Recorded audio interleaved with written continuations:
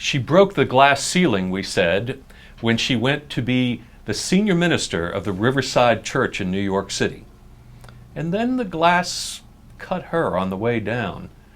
Well, we're going to talk to the Reverend Amy Butler about her rise and fall and her rising again after being the minister of that great church in New York. Stay tuned for Good God.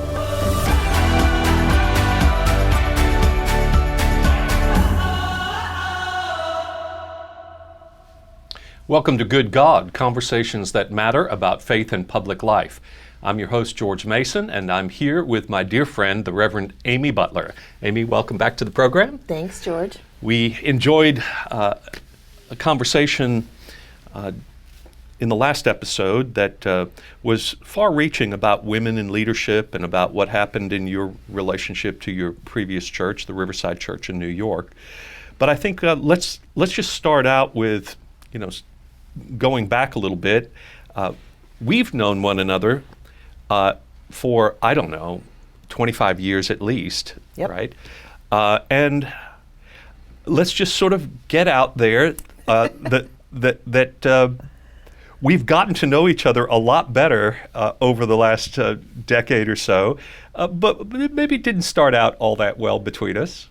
Go ahead. Well, I will never forget where I was sitting when I had the telephone interview with you for a job at Wilshire when I graduated from seminary and you didn't hire me. So, by the way, that was a really smart decision. Well, I've actually been in charge of a search for a position twice and didn't hire you. That's correct. So, all right, yeah, now I don't know what all that means. Yeah, okay. Mm-hmm. I think God had other ideas, and I'll just defer to God's will or something about that, right? Uh-huh. But honestly, the trajectory of your ministry has been a remarkable one. I mean, when you didn't come to Wilshire, you Yes. went to New Orleans and had a ministry there among the homeless. Yes. And eventually you became the pastor of a church in Washington, D.C., Mm-hmm. Calvary Baptist Church in Washington, D.C., also a historic church. Mm-hmm. Many people probably don't know the history of that church, but a really important church in Baptist life too. And tell us a little bit about those two movements before the next one that was to New York. Right. So when you didn't hire me, yes, that was a time when it was very difficult for women to break into pastoral roles. Right. Also, I have always been a terrible number two, so terrible. And back then when I was 25 years old, I was pretty sure I knew everything. So I had the opportunity to run a homeless shelter at a very large downtown gospel rescue mission that served about 200 men a night, and there was a little house in the back. They wanted to open a shelter for women, and there was room for about 6 women, and it was terrible. The place was condemned. There were rats. It was disgusting. And I always say that those years were so formational for my ministry because I learned about drugs, I learned about the sex trade, I learned about the crack epidemic, I learned about systems that perpetuate racism yes, and poverty, mm-hmm. and I learned about how women are treated in our society in ways I hadn't learned before. This was like the lowest kind of shelter you could ever enter into, and I think I learned how to be a pastor mm-hmm. in those years, and I also met some nuns, Maronite nuns, who really changed the way I thought about spiritual practice and Wow. the role of women in mm-hmm. leadership. They were just phenomenal.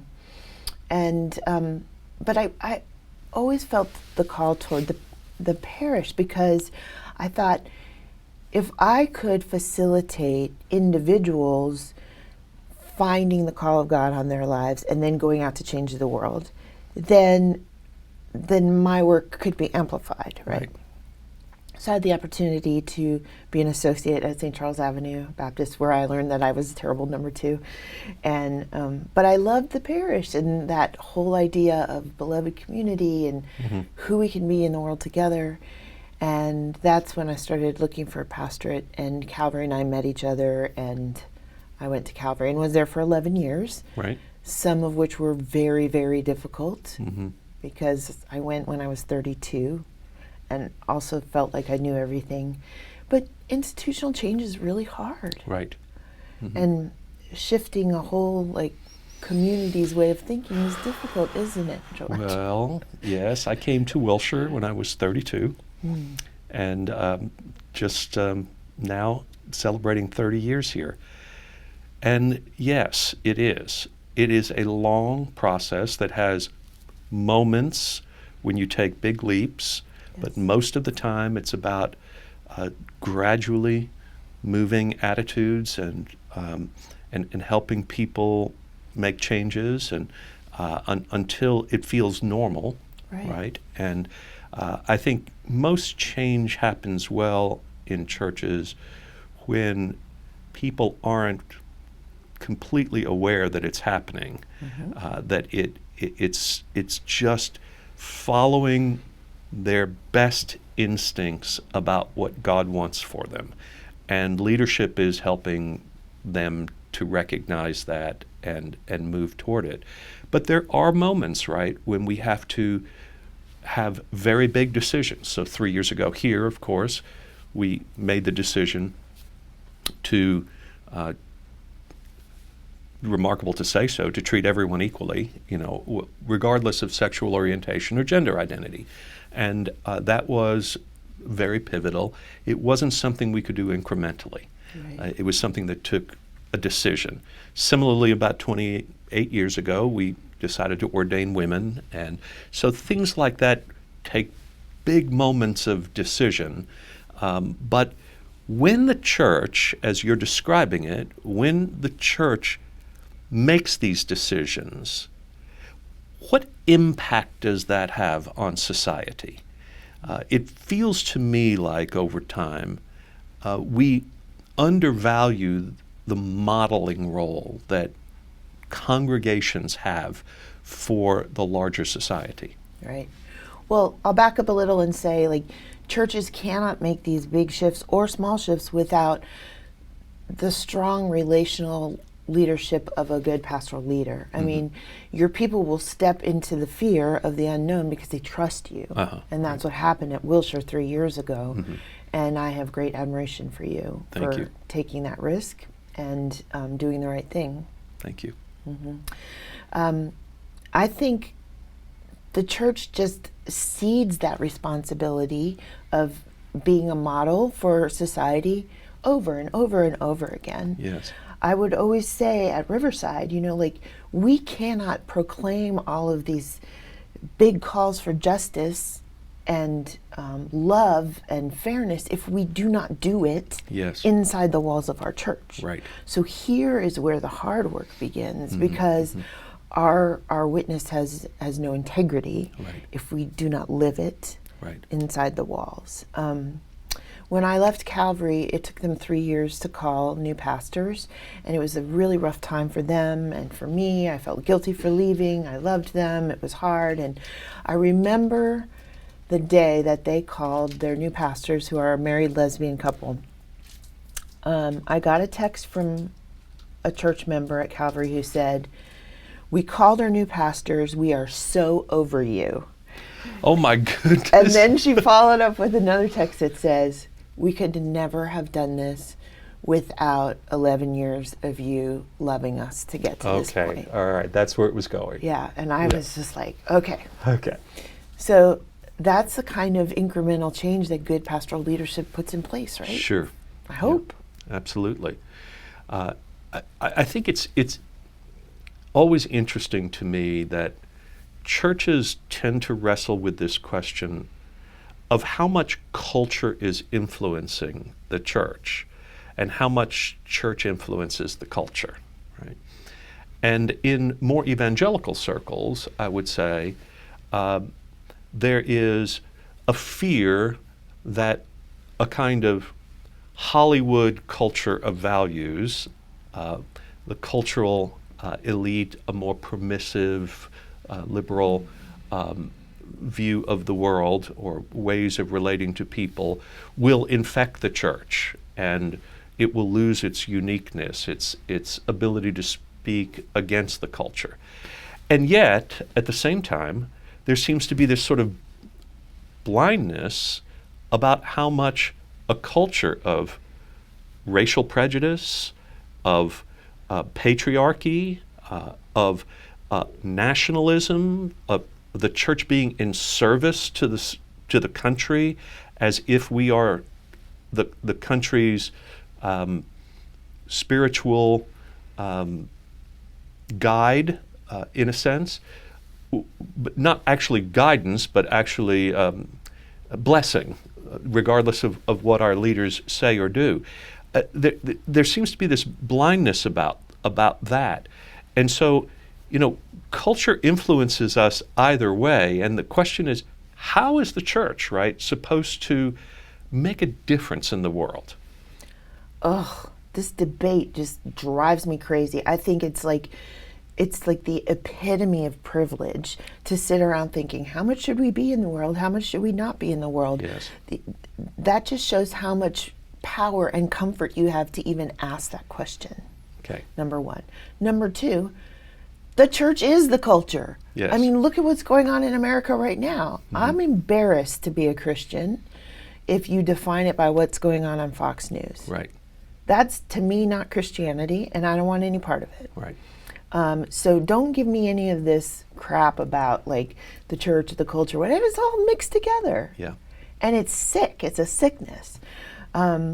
I think, and I've always thought, that the church has ceded its place at the table with a kind of arrogance that has made us impotent. Yeah. Why should anybody in the culture who wants to change things listen to what we have to say? Right. But we're to the point now where the Amazon is burning and the world is dying and people are in pain. And if we don't step up to the table and start, with all humility, contributing to the conversation of how we make good in the world Right. for everyone, then the church deserves to go to hell. Whoa, there's a line. The church deserves to go to hell. Isn't it true, though, that the church is supposed to go to hell in a different way? That is to say, we're supposed to storm the gates of hell, right? I mean, we're supposed to be willing to go to where people are experiencing misery, where there is vulnerability and marginalization. When you say the Amazon is burning, that's not a metaphor. The Amazon is burning. Right. Our world is heating up, both literally and figuratively. And if the church has heaven to offer, it's only because we go to hell. Right. Because we are willing to be present in those places. And so this to me seems to be, the transition I want to make when we come back from the break is to talk about what hope you have for the voice of the church. Where are we imagining the church's positive role to be in the coming generation as we look at our ministry in the years ahead? Okay? All right. Thanks. The Good God program is a project of Faith Commons, a nonprofit organization I founded in 2018 to help promote the common good. Doing public theology across faith traditions and across racial and ethnic lines is an important thing today in our communities. We hope you'll continue to enjoy Good God, but look at some of the other things we're doing also through Faith Commons at www.faithcommons.org.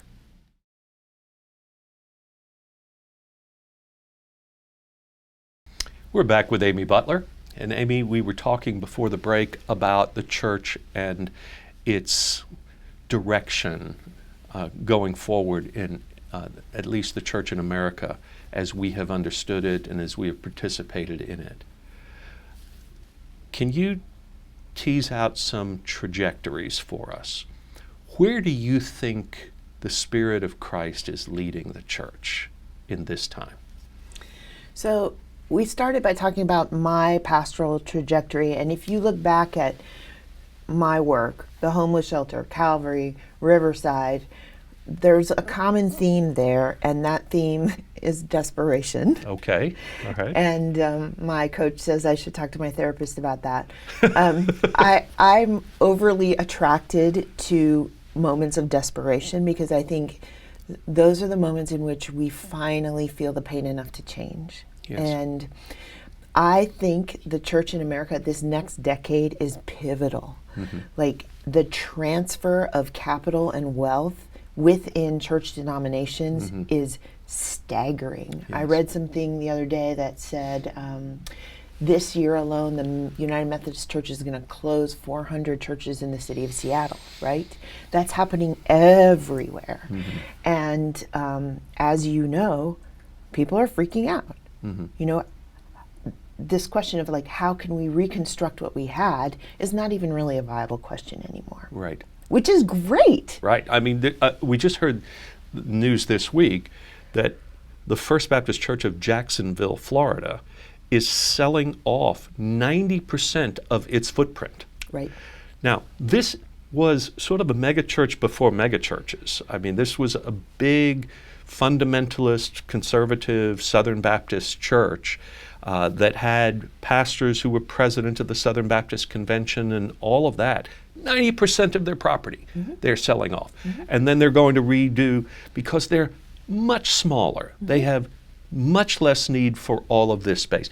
All over America, this is what's happening in churches. Why? Right? Why? I think, well, I'll just pass it to you and say, answer that question, please. Why? There's a lot of reasons, and I think fundamentally it has to do with the church's unwillingness to show up collaboratively at the table to talk about who we want to be in community with our neighbors. Yes. Beyond our walls. We haven't done it. Right. Out of a certain kind of privilege and arrogance, and we're paying the price. Right. I've gotten to know over this past year some amazing folks in Europe who are a couple of decades ahead of us around this, you know, churches closing all over and selling off land and property. Right. And what they've found is when churches leave a community, there's a real gap there because people need places to gather and to ask hard questions. And so what's happening is sort of spiritual innovators are coming in and figuring out ways to build community while doing good in collaboration with neighbors at the same time. Starting a farmer's market and then building a pediatric practice next to it and giving the kids prescriptions for fruits and vegetables whenever they come to see their doctor. You know, things like that are not like sitting in the pew singing out of a hymn book, but that do reflect gospel work in the world. And so I think in this moment of desperation, let's think about this 90% of property that's being sold off. Where's that money going? Right. What if we choose in this moment to invest in the future? Take the properties that we're selling and all of these buildings that we're turning into condos and put those incredible amount of resources to work funding innovation. Right. Because you know as well as I do that there are seminarians who come to that training called by God with lives that are committed to changing the world, and then they get out and the institution squashes them and they leave. Right. We are losing gospel innovators. Right. Gospel innovators. I love that.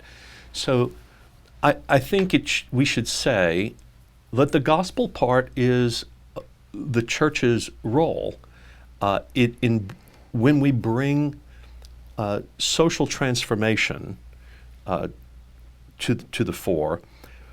this is good news. Yes. Gospel, Yes. good news. Yes.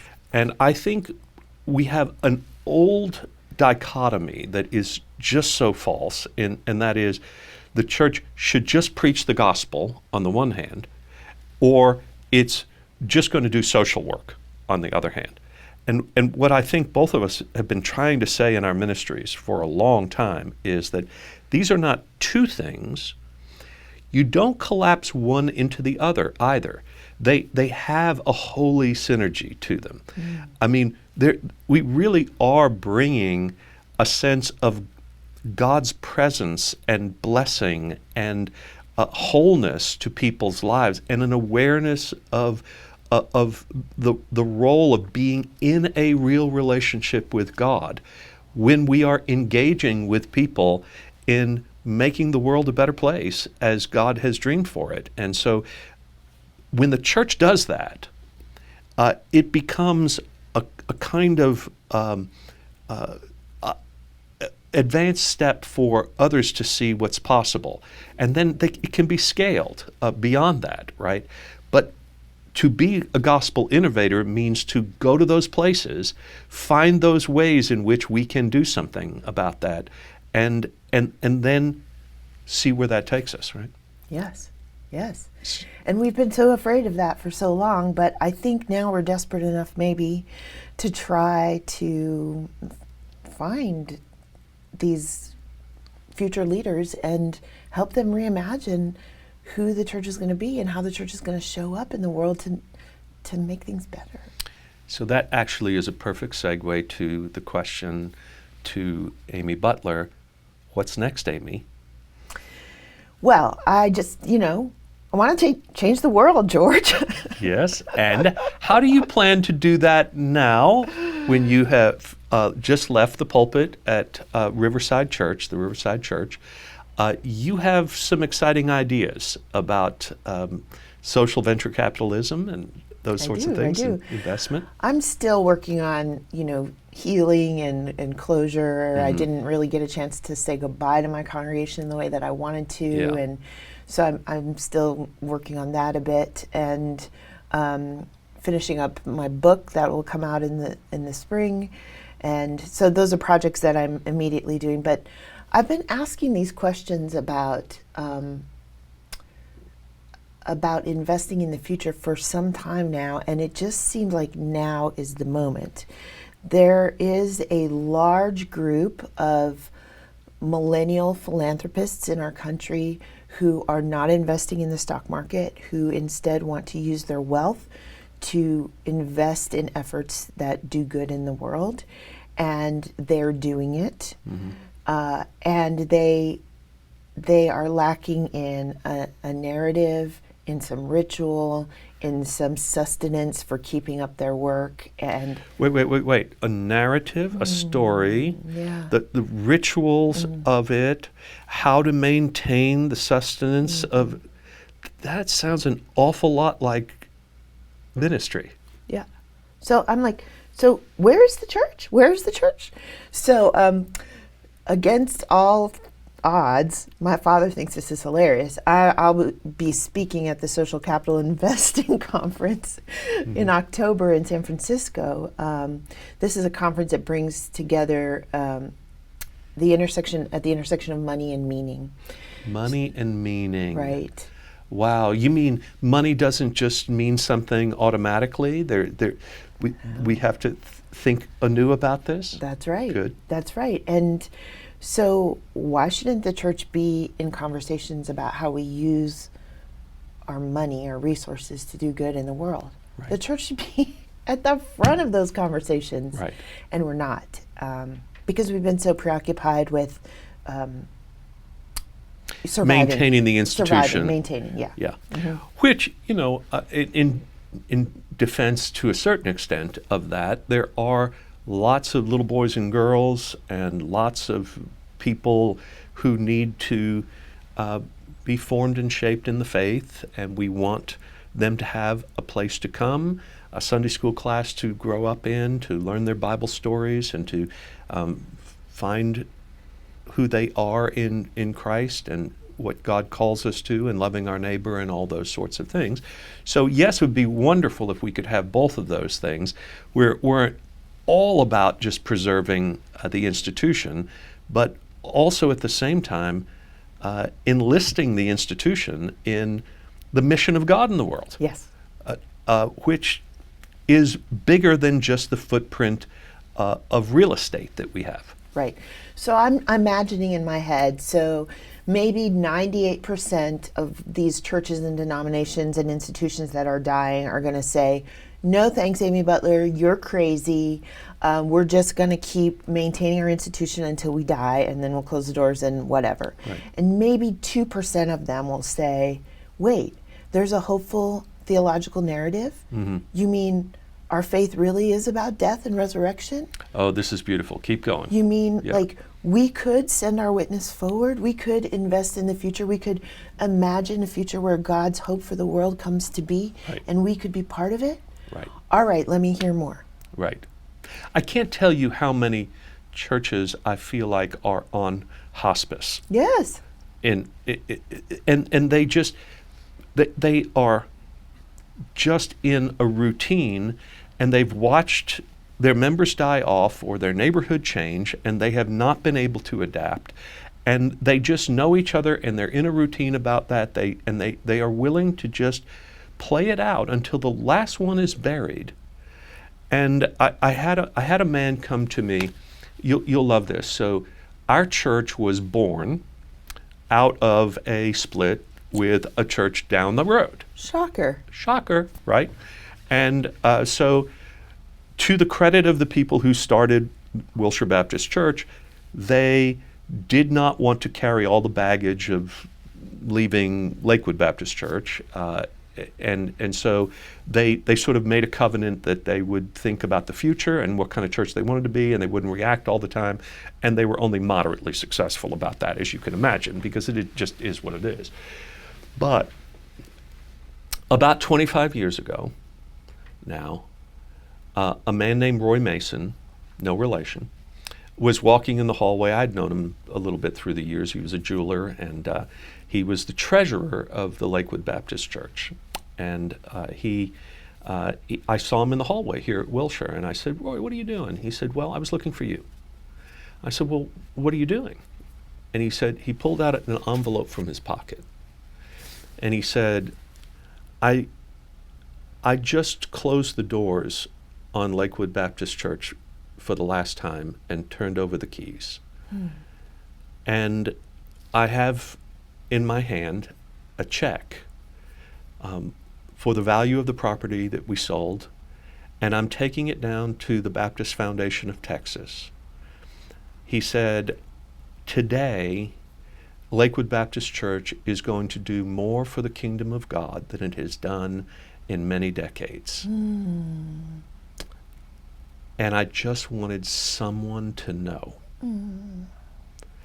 It broke my heart, and yet, as I'm thinking about our conversation, that may be one of the most hopeful things. Yeah.